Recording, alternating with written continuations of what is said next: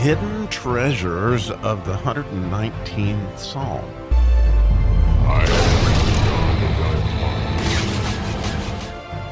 Amazing is the miracle verse, in my view, of the Ayin section. It is verse 128.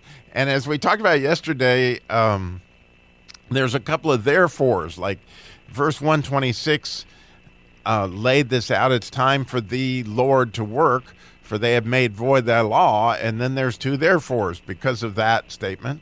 And so the first therefore we said yesterday, which was, therefore I love thy commandments above gold, yea, above fine gold.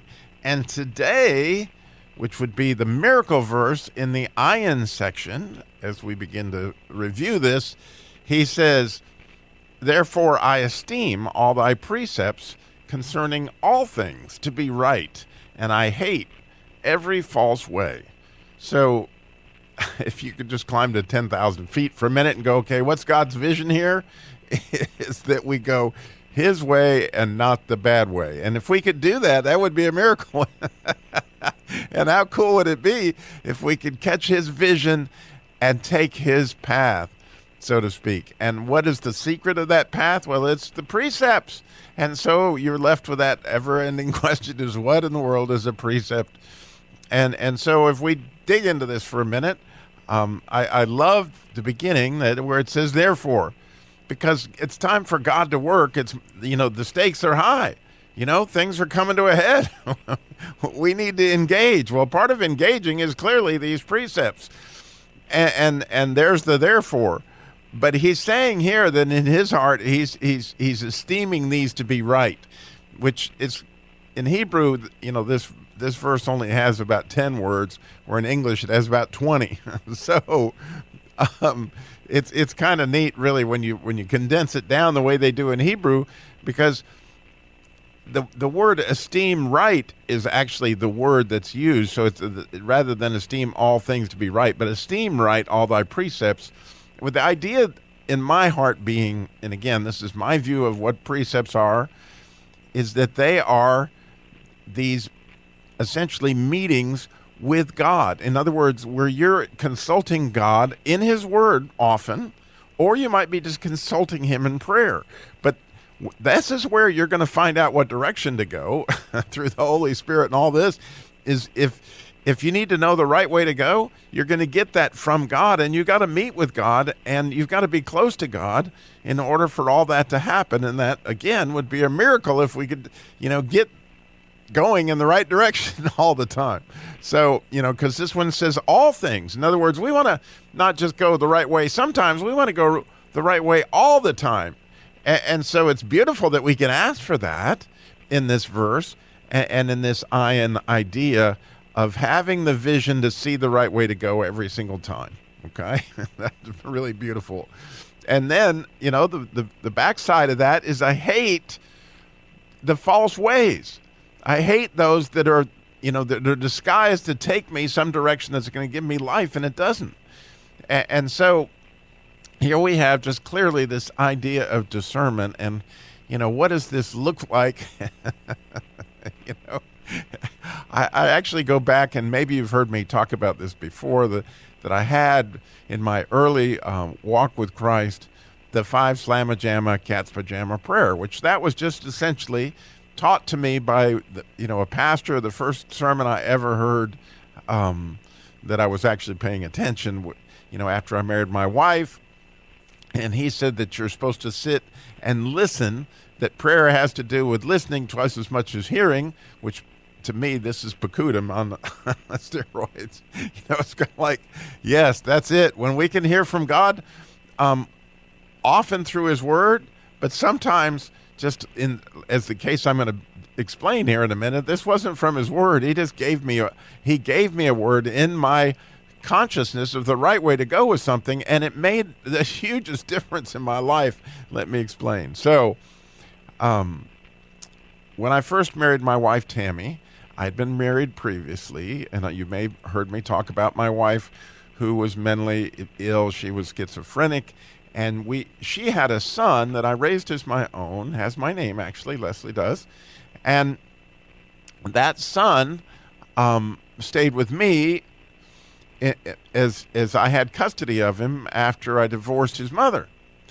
And I started to date Tammy, and as you might imagine, this happened in a lot of families, that from Leslie's point of view, all of a sudden Dad, who had all his attention, didn't have all his attention anymore.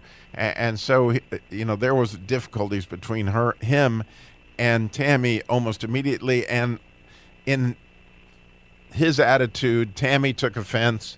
And so we had a bad situation. And the situation grew worse and worse. And so I remember it got to a boiling point where actually in the same week I had both of them come to me and say it's either, in Tammy's case, she said it's either him or me. Either he goes or I go. And Leslie came to me and said the same thing. Either she goes or I go. And he'd run away a couple times, as we talked about before. So this is something he was very capable of finding a way to go.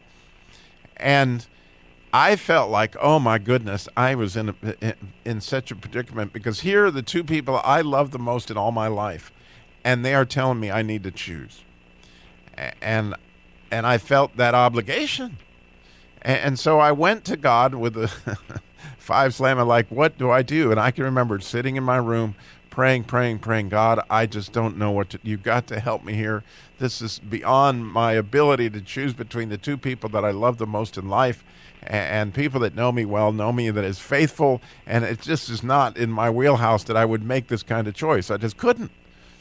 And so what God gave me that I'll never forget, it like lifted 40 million bricks off my shoulders. Is God just told me very clearly, Robbie, you don't have to choose. This is not your choice. You choose them both. You love them both as best you can. And if one of them decides to make a choice, they will make it.